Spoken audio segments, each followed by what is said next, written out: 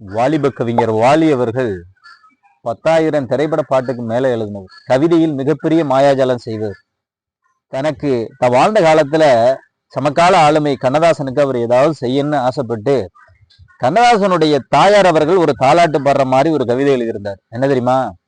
பண்ணுறங்கும் நாவலகா, பனியுறங்கும் பூவழகா, சேர சோழ பாண்டியரு சேர்ந்து வந்த மூவழகா, வீணையில பாட்டெழுதும் வாணி எந்தன் ஏனையில விறந்திருக்க என்னதவம் புரிஞ்சேனோ, இப்பிறப்பில் இவ்வயிற்றில் இப்படி ஓர் மகன் பிறப்ப எப்பிறப்பில் நேர்ந்துகிட்டு எங்கெல்லாம் தெரிஞ்சேனோ, சாகரத்தில் எடுக்காமல் சங்கரத்தில் எடுத்த முத்து, மேகமலை கொடுக்காமல் தேகமலை கொடுத்த முத்து, பல்முத்து முளைக்கும் முன்னே நல்ல சொல்முத்து முளைச்சவனே, சொல்முத்து முளைக்கும் முன்னே நல்ல பல்முத்து முளைச்சவனே, அந்தியில விளக்கு வச்சா அன்னாடு ஓந்தகப்பன், சீட்டாலை தொலைத்து விட்ட சில்லறையை போல் நீ சம்பாதி, நீ பாரதியில் செம்பாதின்னா.